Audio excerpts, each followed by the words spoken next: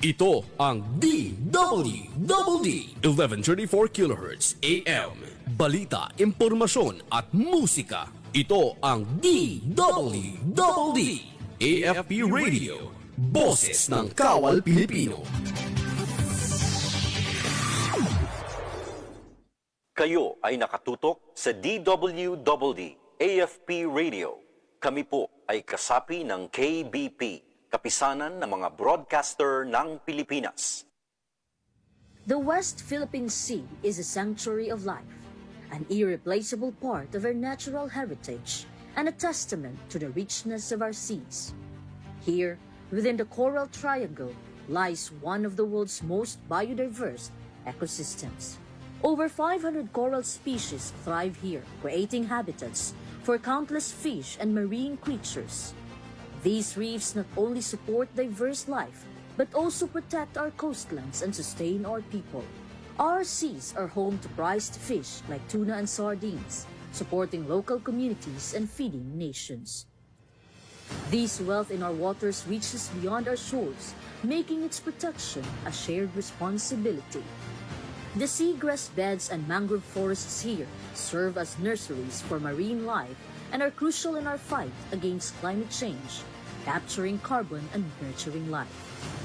Here, dolphins, whales, and the endangered dugong find a haven.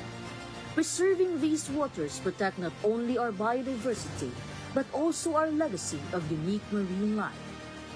As guardians of our seas, the Armed Forces of the Philippines stands watch, committed to protecting these waters against the threats of illegal fishing, habitat destruction, and other harmful activities. But the call to protect extends beyond us. It's a responsibility we all share. The West Philippine Sea is not just a place. It's a part of who we are, a source of life and future for all. Together, let's ensure its protection for the generations to come.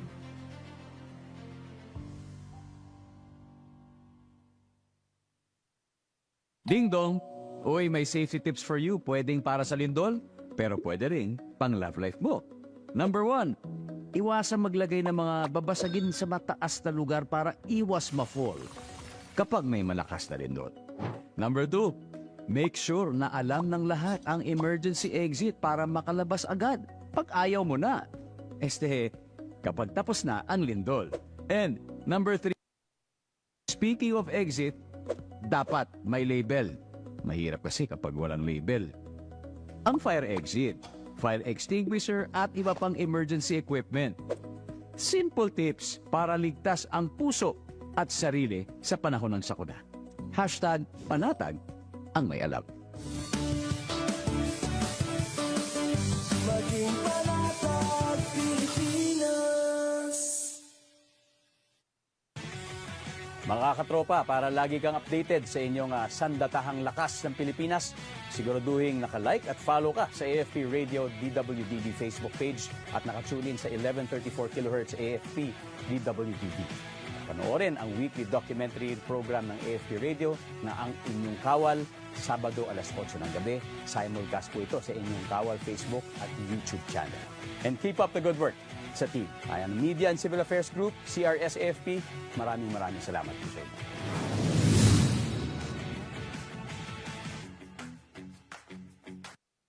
Mga katropa, alam mo ba na ang DWDD 1134 kHz AFP Radio ay ang opisyal na radio station ng sandatahang lakas ng Pilipinas na binubuo ng Army, Navy at Air Force na siyang maghahatid sa inyo ng mga balita mula sa ating Armed Forces at iba pang impormasyon. Mga katropa, hanapin at ilike kami sa Facebook, Twitter at YouTube. DWDD AFP Radio, ang boses ng Kawal Pilipino.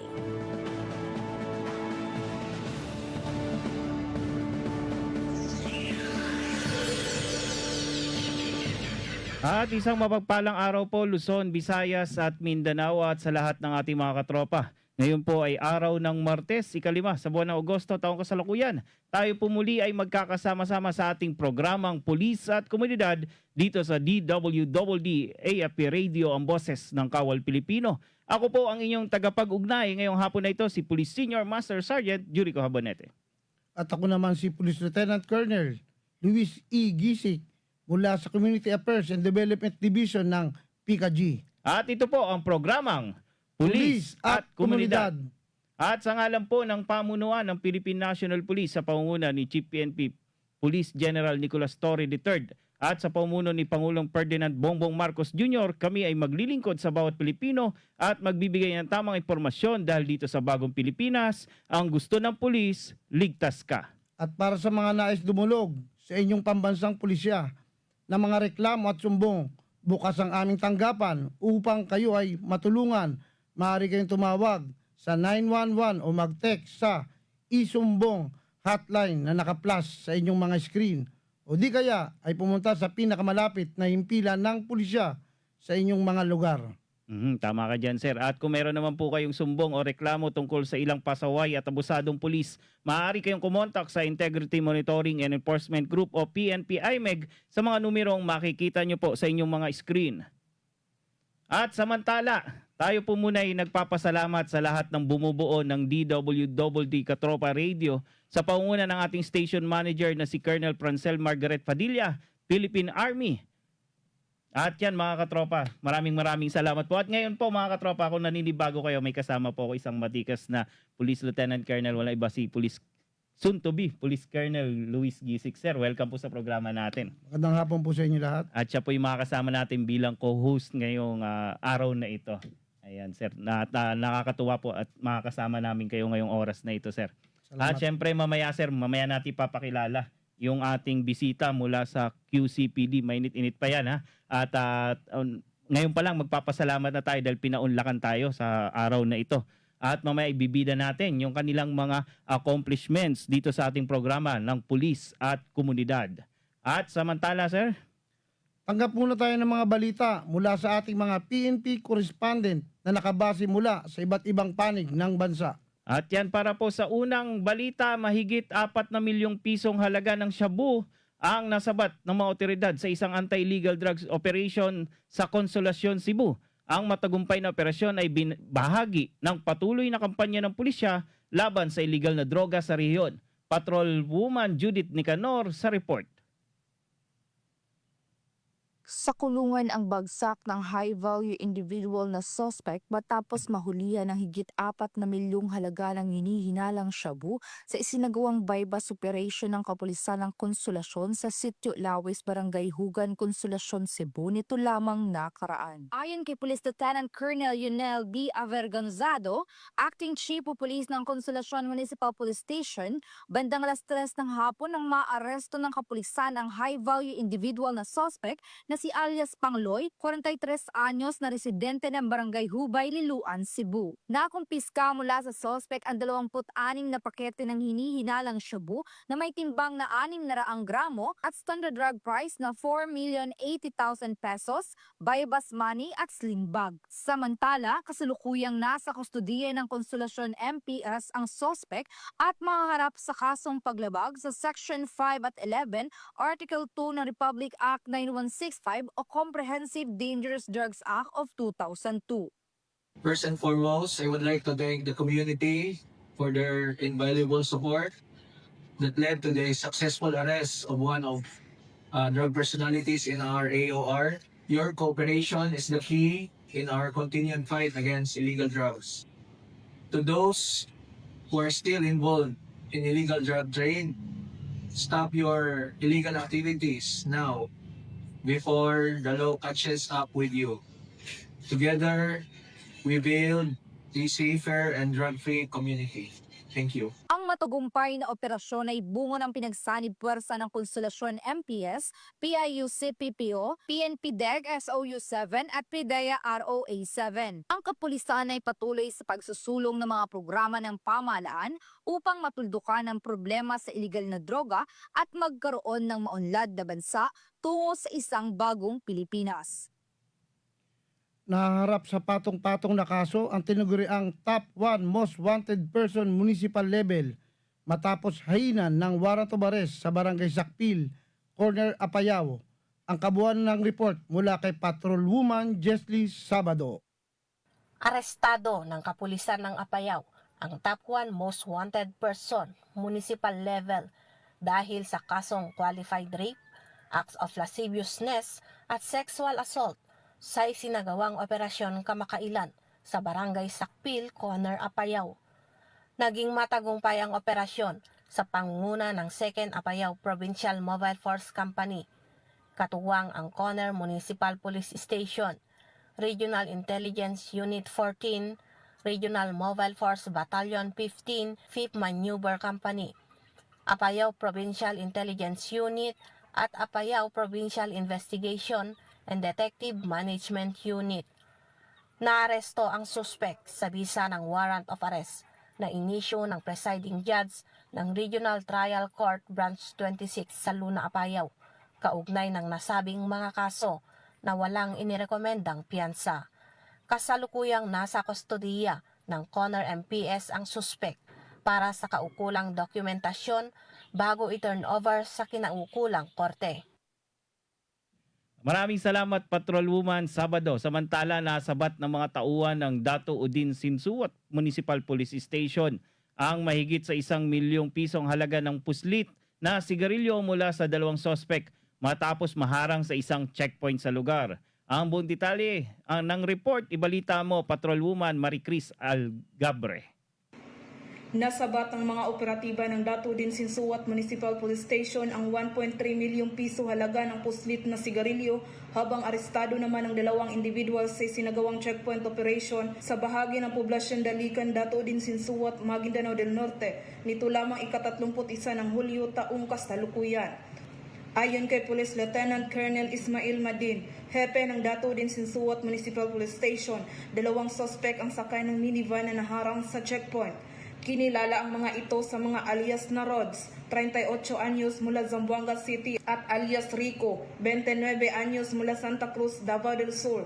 Nasamsam mula sa mga sospek ang kabuuang 35 master cases ng Canol Menthol at Green Hill brand menthol at 87 reams ng Green Hill brand menthol na pinaniniwala ang mga puslit na sigarilyo na nagkakahalagang 1,345,690 pesos.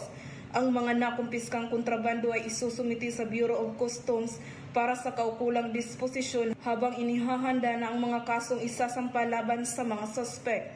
Patuloy ang pinaigting na kampanya ng Dato Udin Sinsuat PNP laban sa smuggling at iba pang illegal na aktibidad upang matiyak ang kapayapaan at kaayusan sa lalawigan. Nakumpiska ang mga baril at bala ng walang kaukulang dokumento mula sa isang sospek sa isinagawang bypass operation sa Lanao del Sur. Ang buong detalye ng balita mula kay Police Corporal Marcelino Termenes. Nagbigay ng tactical na suporta ang 45th Special Action Company, 4th Special Action Battalion ng PNP SAF sa isinagawang bypass operation ng Criminal Investigation and Detection Group Lanao del Sur Provincial Field Unit laban kay alias Ashari dahil sa paglabag sa Republic Act 10591 o Comprehensive Law on Firearms and Ammunition Regulation Act sa Barangay Bubong, Puuna, Bayabaw, Lanao del Sur. Nakumpiska sa naturang operasyon ang isang M16A1 rifle, isang HK416 assault rifle na may modified scope, 100 peraso ng 5.56mm na bala, 5 magazine, isang pulang Toyota Revo, at isang itim na jumpable plate carrier vest. Nasa CIDG Lanao del Sur na ang kustodiya ng naarestong suspect at mga nakumpiskang ebidensya para sa wastong dokumentasyon at disposisyon. At maraming salamat po sa lahat ng ating PNN correspondents mula Luzon, Visayas at Mindanao. Sir, batiin muna natin itong mga naka-online sa atin, sir. At binabati ko po si Sam Daca, Decibels, Jim Paulo Regalia. Maraming salamat po sa inyong pagtutok. Kay Miss Sari, Patrick Bars, sir. Si Pebelin Kujam at si Coms Tony. Sir, kayo po, may nice kayong batiin muna, sir. So, binabati ko na lang yung buong CAD na nanonood ngayon. Ayan. Pagpatuloy nyo lang at marami tayong matututunan. Ayan. At alam nyo po ba, yung kasama ko ngayong hepe ay siya ngayon yung nangunguna sa lahat ng relief operation ngayon na ginagawa ng PNP. Kasama doon yung pagre-repack ng mga relief goods na pinapadala natin sa iba't ibang region. Di ba po ba, sir? O tama, kasi ngayong nakaraang bagyo, marami tayong binigay na tulong para sa komunidad, kagaya sa Baseco. Pinamunuan niya nating pamunuan Chief PNP para lang maihatid ang mga tulong. produkto sa kanila. Oo, especially at maraming nangangailangan ngayon talaga ng tulong lalo na pagdating sa mga relief operation dyan sa mga apektadong lugar. At yan, wag na natin patagalin. Sir, pwede na nating i-welcome yung ating guest ngayon. Walang iba kundi yung panauhin mula sa Quezon City Police District, ang matikas po na si Ma'am Police Major Jennifer Ganaban, ang Chief ng Public Information Office ng QCPD. Ma'am, welcome po sa ating programa. Thank you, sir, and good afternoon po. Mhm. Magandang hapon po sa lahat ng taga-subaybay ng pulis at komunidad. Ayan, bago po ang lahat ma'am, no, nagpapasalamat kami at dahil napagbigyan niyo po kami sa aming request na maimbita ngayong hapon na ito dito sa ating programa. Sir. Maraming salamat din po at nandito po kayo ngayon sa atin at maya-maya lang po ay handaan niyo po ang inyong sarili para sa ating mga katanungan. Opo. Yes, sir. Opo. Ma'am, kamusta po? Kamusta po yung QCPD ngayon, ma'am? Sir, maayos naman po ang QCPD. Patuloy pa rin nating sinusuportahan ang mga programa ng ating Chief PNP Police General Nicolas Torre III at ng ating Regional Director Police Major General Anthony A. Aberin. Ayan, ma'am. Hindi ko na rin to patatagalin, ma'am. Gusto rin po naming malaman yung inyong mga latest accomplishments. Napag-usapan natin, ma'am, kung ano po yung mga bago nyong accomplishment dyan sa QCPD na maaari nating ma-share sa ating mga tagapakinig at taga-subaybay po. Yes, sir. Pagdating po sa mga operational accomplishments ng QCPD, for the last 3 months po, April 30 to July 30, 2025, nakapagtala po tayo ng 636 operations for anti-illegal drugs campaign at dito ay nakapag-aresto po tayo ng 868 and we confiscated illegal drugs worth 39.9 million. And pagdating naman po sa illegal gambling, meron din po tayong 402 operations na nagawa at saka nakapag-aresto ng 728. And yun nga po, pinapaigting din ng QCPD yung ating manhunt operations sa mga wanted persons po natin. Kaya nakapag-aresto po tayo ng 982 and composed po ito ng 427 na most wanted persons and 555 na other wanted persons. Idagdag ko na rin po yung ating patuloy na crackdown on loose firearms kung saan meron tayong 63 operations na nakandak and we have arrested 68 personalities at nakapagkumpiska po tayo ng 73 na firearms. And dahil po sa mga operations natin na to, masasabi natin na nag-decrease po yung 8 focus crimes natin by 24%. And yun nga po, gusto ko lang din i-highlight ang kakatapos lang po na activity natin kung saan naging successful po yung security coverage natin during SONA 2025. Ito po yung ang host po natin dito sa venue is ang QCPD, pero nagpapasalamat po tayo sa lahat ng mga nag-participate na other units dahil naging successful po yung activity dahil sa kanilang tulong.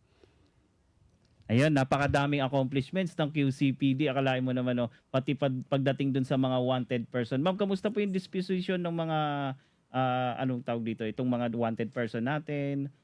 Na-aresto na po sila, nakulong po ba? Or ano pong disposition nila ngayon? Opo, once na arrested na po sila, naka-detain na po sila and mag-aantay po sila ng commitment order po bago mapunta sila ng jail din. Ibabalik po natin yung warrant of arrest kung saan po nag-issue na court nung mga wanted po na ito. Same lang din po dun sa mga drug suspects natin, yung drug Yes. user, drug and pusher, mga ganun po. Yes po, pag nahuli naman sila na may warrant, ganun din po. Or pag nahuli natin sila during bypass, ganun po, after po ng inquest, makukulong na po sila pag nakitaan po ng prosecutor na may probable cause yung pag-aresto sa kanila. Ayun ma'am, sa dami po nang nailatag nyo sa aming mga accomplishments, ma'am, gusto ko lang po malaman yung strength ng QCPD. Ilan po ang police station na hawak ng QCPD ngayon, ma'am? Ang QCPD po ay composed of total of 16 police stations and may strength po kami na 4,500 as of July po, 2025. Yun, napakadami pala, sir. Napakalaki na hawak ng QCPD, sir, no? Sir, may nais po kayo So tanong. sa akin naman katanungan na pwede nyo bang ibahagi ang mga best practices na ginagawa nyo sa inyong lungsod? Yes sir, masaya po kami na sabihin ang mga or ipaalam yung mga best practices po dito sa Quezon City Police District. Ito ang pinaka-latest po natin is yung ISAV or the Investigation and Solution Automatic Verification. Ito po sir, napakalaking tulong nito sa pagkandak natin ng investigation. Oo. Since pinagsama-sama natin dito yung mga projects ng ating PNP headquarters. Nandito po yung e-warrant, e-rog, and the SIRAS. And pag arrested po yung isang suspect, i-verify po natin yung kanyang pangalan or yung kanyang mukha. So may mga ano na po tayo doon sir. Naka-program na yun, ma'am. Naka-program po siya, and kahit po magpalit ng pangalan yun, kung nakita po sa picture na yun yung mukha niya talaga, pag pre-process siya sa ISAV, lalabas po yung tunay niyang pangalan kung dati na siyang may kaso. Oh. So, marami po tayong naging accomplishment dyan. Umabot po ng 3,000 yung records na nakita natin na merong records sa SIRAS. And ang kagandahan po doon, kapag i-present natin yung suspect sa court at sinabi natin or ibinigay natin yung certification na yung wanted na yun or yung yung suspect na yun ay marami na siyang previous cases, kumbaga nakakaapekto yun para sa mga para makapag-decide kung makakapag-avail pa ba siya ng probation. Mga ganun po yung naging result. So masasabi natin na parang na-strengthen niya yung investigative process ng QCPD. So lumalabas ba to ma'am sa pangalan lang o pati sa mukha po? Pati po sa mukha, since may facial recognition din po yung ano natin. Dati po kasi ito yung tinatawag natin na UWIC. Yun yung may facial recognition, and habang tumatagal, na-incorporate din natin na naging ISAV po siya. So meron po, may facial So recognition. yung suspect na aresto nyo, pagpasok pa lang doon sa isang presinto, halimbawa sa Fairview, makikita nyo na kung may kaso siya dito sa ibang lugar, ma'am? Lalabas na ganun po? Yes sir, once na may record po siya doon sa ibang lugar na yun at transmit nila doon sa data or sa system, makukuha po natin. May mga na-verify na po tayong ganyan, mga repeat offenders. Yung isa nga po nagpalit ng, parang yung mukha niya, kasi babae siya pero nagpa-short hair na siya. Kung titingnan mo parang kakaiba na, pero lumabas pa rin po kasi yung features ng mukha. Facial nadidetect identification. nung system. Opo. Facial identification. Opo sir, parang ganun. Familiarization ng mukha. Yes sir. Maganda to sir kasi buong QCPD. Nakukuha kasi niya. QC. Yes sir, at yun nga po yung way forward nito, hindi lang buong QCPD, since yung aming officer in charge ngayon, Police Colonel Randy Glenn Silvio, ay naatasan po na magbigay ng parang dissemination sa ibang districts. So nakapag-conduct na siya ng lecture po sa MPD and actually, SPD po siya nag-umpisa, pero yung ibang districts, wala po. Galing po kasi si sir ng SPD. So, doon pa lang, meron sila na ginawa din niya nung na-assign siya ng QCPD. And EPD din po, nakapag-lecture na si sir doon. So, hopefully, lahat po ng districts makapag-disseminate regarding dito para magamit po natin magamit siya. lahat. No, napakaganda po ng best practices nyo, ma'am. At syempre, alam naman natin yung QCPD, bukod sa magagaling na mga personnel nila, nanggaling din po dyan yung ating Chief PNP, di po ma'am? Yes po, ang ating Chief PNP, Police General Nicolas Torre III. Mamaya ko sana babanggitin, pero since nabanggit nyo na, sige sir, po, ay ibigay ko na rin po yung accomplishment namin sa 5-minute response program ng ating Chief PNP. Pero na kung ma'am, saan puputulin muna natin yan para mamaya malaman po ng mga tao kung gaano talaga kahalaga yung 5-minute response ng PNP. Kasi bukod po doon sa nasabi natin kanina na dating district director po ang ating Chief PNP doon, nagsimula po doon yung 3-minute response po ng PNP sa QCPD. So sa ating mga kababayan, standby lamang po kayo dyan at mamaya po ipapakita namin kung gaano kahalaga yung 5 minutes response na sinasabi, yung programa ng Philippine National Police. Yan lamang po ay sa pagbabalik po ng ating programang Pulis at Komunidad. Ito ang DWD 1134 kHz AM. Balita, impormasyon at musika. Ito ang DWD AFP Radio. Boses ng Kawal Pilipino. Kayo ay nakatutok sa DWDD AFP Radio. Kami po ay kasapi ng KBP, Kapisanan ng mga Broadcaster ng Pilipinas. Tagapagtanggol ng kapuluan. Pagbantay ng ating karagatan. Nangangalaga sa kapayapaan. Lilingkod ng buong tapang para sa bayan.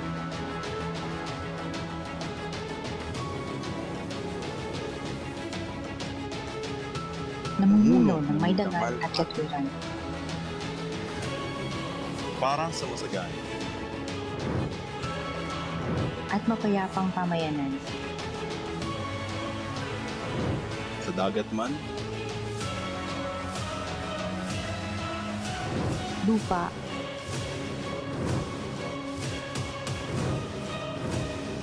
O himpapawid. kami ay laging handang tumulong. At kumaban. Kami ang Naval Forces Southern Luzon, ang inyong hukbong dagat sa Timog Katagalugan. Alamin ang mga mainit na balita mula sa ating Armed Forces. Tumutok sa 1134 kHz AM sa inyong mga radyo.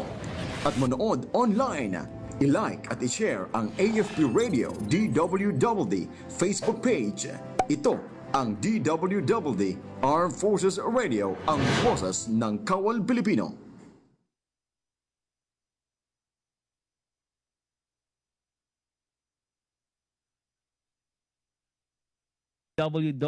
Pulis at komunidad dito sa DWDD Radio, boses ng Kawal Pilipino. Ang oras po natin ay eksaktong 30 minutos. Makalipas po ang alas 3 ng hapon. At syempre, babalikan po natin yung ating guest na mula sa QCPD. Ang PIO po ng QCPD, walang iba kundi si Ma'am Police Major Jennifer M. Ganaban. Ma'am, naputol tayo kanina doon sa inyong mga best practices at saka doon sa ating 3 minutes and 5 minutes response po. Yan, ma'am. Ngayon po, ma'am, pag-usapan po natin yung iba pa yung best practices na ibabahagi ngayon sa ating programa. Yes, sir. Meron din po kami nitong Special Investigation Team or tinatawag naming SIT.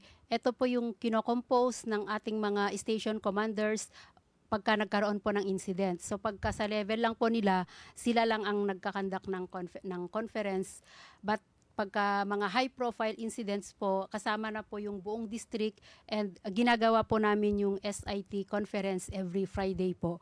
So, masasabi namin dito na napapabilis yung pagre-resolve natin ng mga cases since buong district na po yung magtutulungan kasama yung mga operating units po natin. Mm-hmm.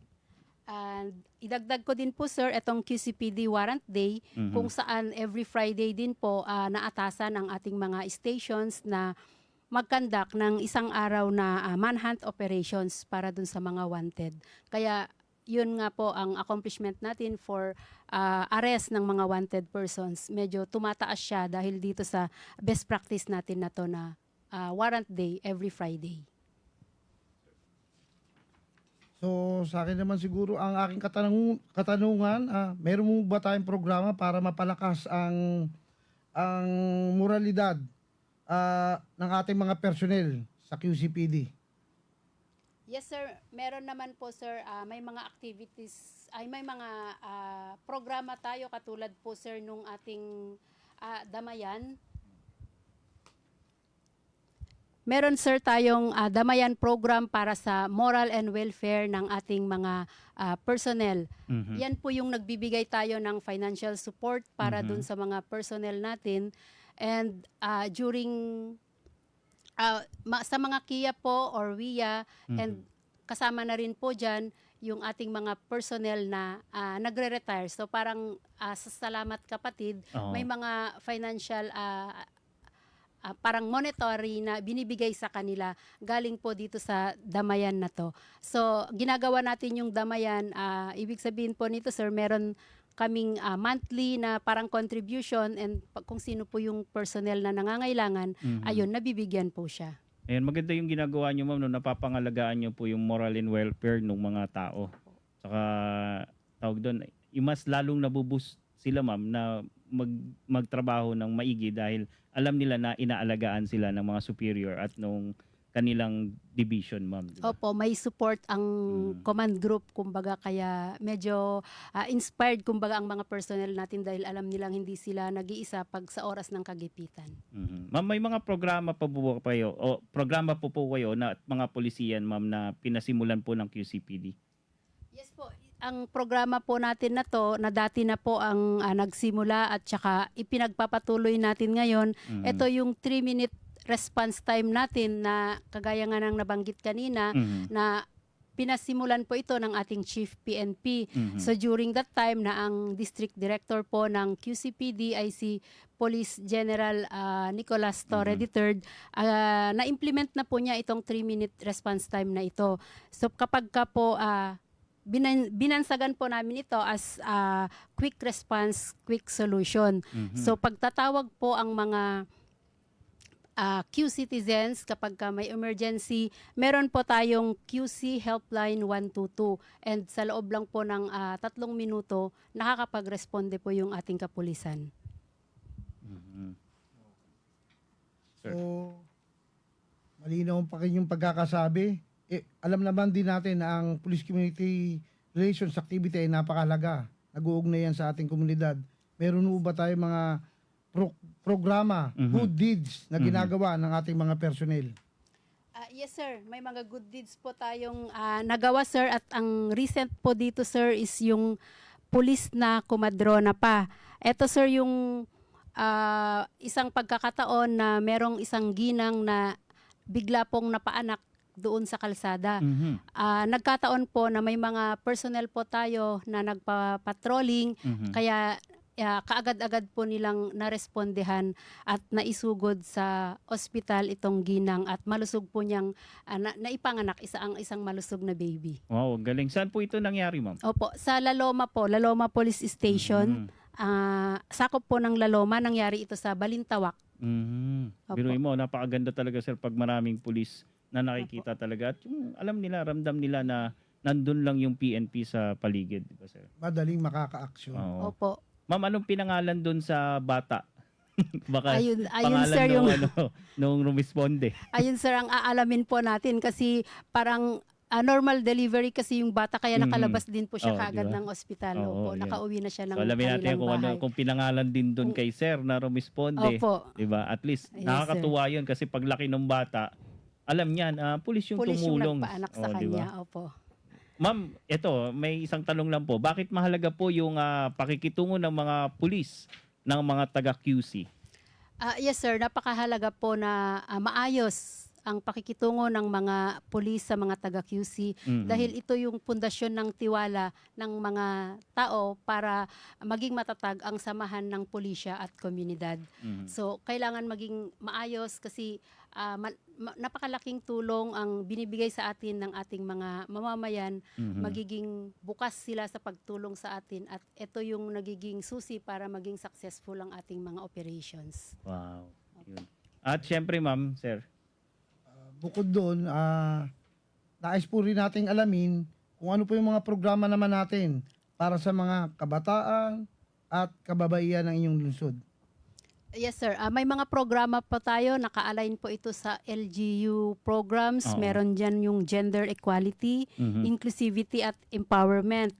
Kung saan binibigyang boses doon yung mga kabataan, kababaihan, and kasama na rin po dyan yung prevention and protection programs kung saan gumagawa po tayo ng mga information dissemination, pumupunta po tayo sa mga schools, sa mga matataong lugar, sa palengke. Nagbibigay din po tayo ng mga IEC materials kung saan nakalagay po doon yung mga tips, paano makaiwas sa krimen, mga ganun po ang ginagawa natin. So yun yung iniikot niyo yung mga eskwelahan ma'am para magkaroon po tayo ng information, anong tawag doon? Information drive or ang tawag din po natin doon is Oplan Bandilyo, yung gumagamit po ng microphone or megaphone yung ating mga kapulisan para sabihin or i-inform sila ng mga safety tips na maaari nilang kailanganin. Best practice din po yun ma'am, no? Kasi Oplan Bandilyo parang ang pagkakaunawa ko, may malakas kayong mikropono, tama po ba? Opo, habang dumadaan yung mobile sa isang area Yun. or patrolling po sila, Mhm. ayun po, may microphone po or megaphone na Mhm. nag-a-announce na yung mga safety tips po natin. Yun. At saka, syempre, deterrent din po yan, lalo na doon sa mga gagawa ng krimen. Di ba, ma'am? Alam nila na may pulis sa paligid. Yes sir, napakahalaga po nun yung police visibility natin. Kailangan kasi talaga natin ay mga pulis sa kalsada since yun yung lalo sa mga may matataong lugar. Yun. May maaasahan sila or malalapitan sa oras mismo na mangailangan sila ng tulong. Nabanggit nyo po, ma'am, yung mga matataong lugar kasi alam naman natin na ang QC ay pinakamatao rin at syempre, hindi natin mapagkakailan na isa rin sa pinakamaunlad na syudad po dito sa bansa. Ma'am, doon po sa QC, ano po yung tinututukan nyo o yung mas focus nyo po pagdating sa seguridad sa Quezon City? Yes sir, yun nga nabanggit ko kanina, ang nabanggit niyo na rin po, ang Mhm. QC is matao siya since Mhm. malaking lungsod siya. Mhm. So tinututukan natin, ano po yung focus natin ay nandyan sa kaligtasan ng mga tao na nasa kalsada. Mhm. Since marami po yung araw-araw na nagbibiyahe, marami tayong police na nakadeploy for police visibility, yun nga sa Mhm. mga terminals, MRT and LRT, meron po tayo niyan sa QC. Mhm. Kaya nandun po yung mga personnel natin. May mga checkpoints din po tayo sa mga areas at ayun, mga oplansita. Mhm. Ayun sir ang tinututukan natin para ma-prevent po natin yung crimes kasi sabi nga natin prevention is better than cure. Ayan, Opo. ma'am. Kumustahin ko lang po, ma'am, yung relationship ng LGU at saka ng PNP dyan po sa inyo. Tingin ko naman po maganda kasi napakaganda po ng mga programa nyo sa QCPD. Yes sir, nagpapasalamat po tayo sa Quezon City LGU sa pangunguna ng ating Mayor Joy Belmonte kasi Mhm, yun. supported po niya yung QCPD financially and logistically. Wow. Parang ganun po sir. Mga equipment po natin, marami pong binibigay ang LGU natin. Mhm. Kaya dito po sa 3-minute response time or etong 5 minutes na programa ng ating Mhm. Chief PNP, nagiging posible siya at nagiging successful siya dahil sa mga programs din ng QCLGU. Nariyan po yung ating project Aurora Mhm. kung saan ang mga CCTVs po ay marami nakakalat doon sa buong QC Oo. and monitor po natin yun doon sa ating IC3 or yung Wow. Integrated Command and Control System ng QCPD. Kaya mabilis po nating nakikita yung real time na nangyayari since nakakonect po sa atin lahat ng CCTV nila. Ayun, ma'am. Speaking of connected siya, ma'am, doon sa nabanggit nyo kanina na best practice na nakikita yung mukha, nalalaman kung anong kaso, ganun din po yan, ma'am, sa nakakalat na CCTV camera sa buong QC. Ganun po, nagkakaroon din po siya ng information.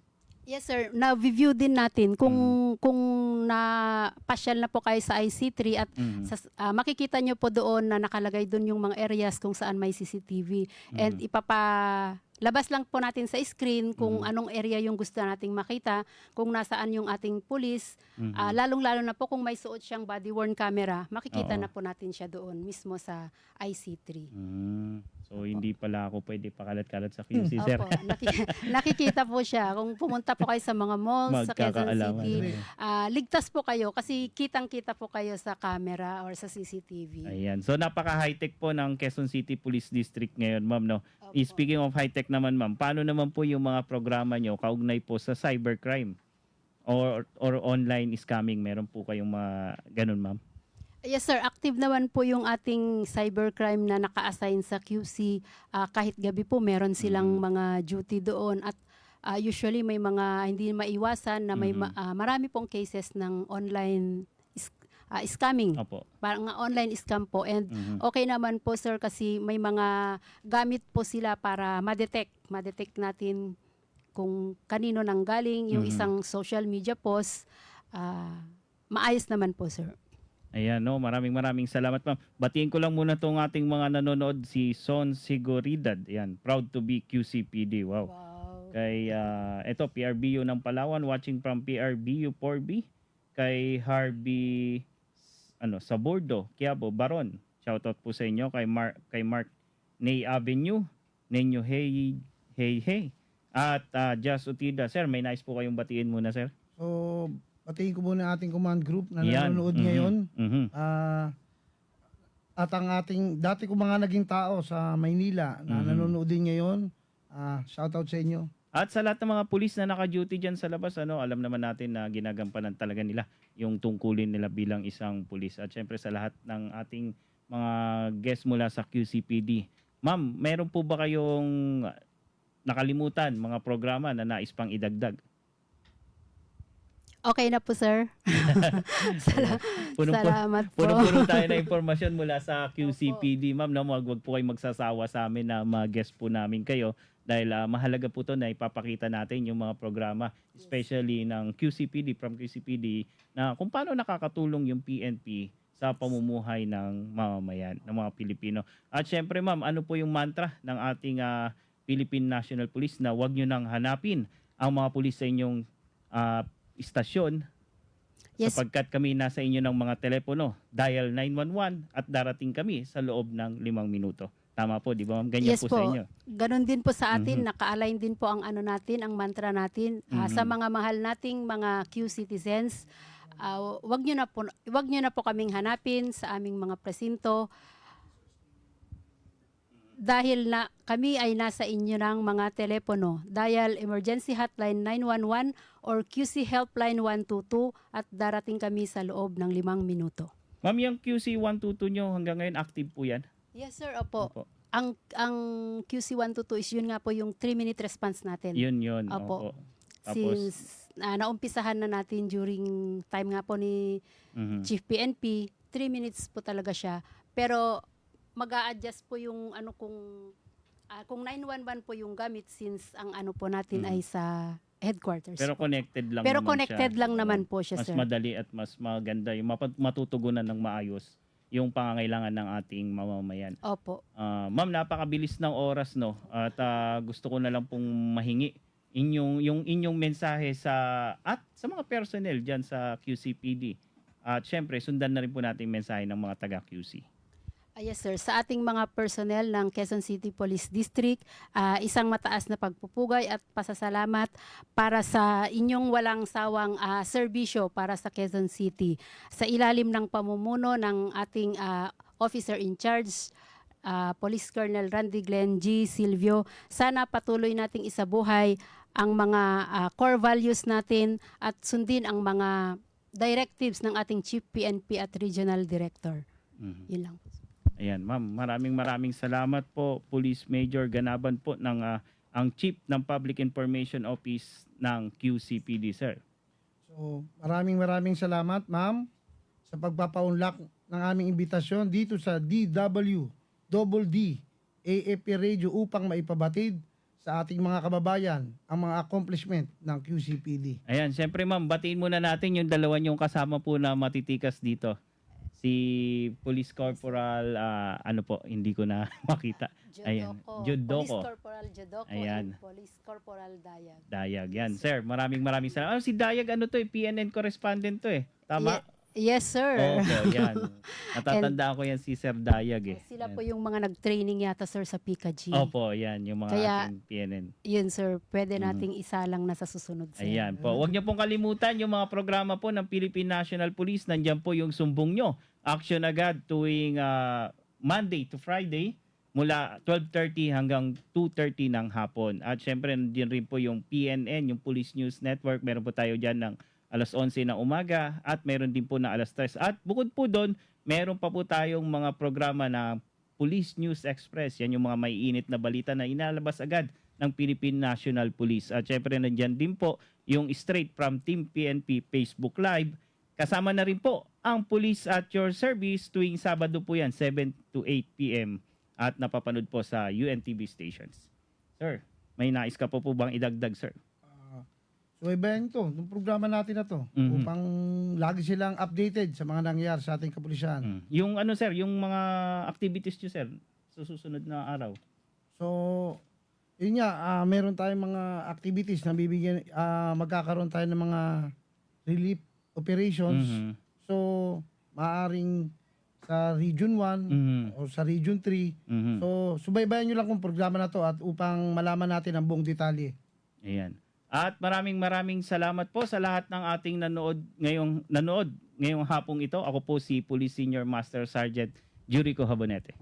At ako naman po si Police Lieutenant Colonel Luis Igisik, At ito po ang Pulis at Komunidad. Dito sa DWDD Katropa Radio. Yan. Ito ang DWDD 1134 kHz AM. Balita, impormasyon at musika. Ito ang DWDD AFP Radio. Boses ng Kawal Pilipino. Kayo ay nakatutok sa DWDD AFP Radio. Kami po ay kasapi ng KBP, Kapisanan ng mga Broadcaster ng Pilipinas.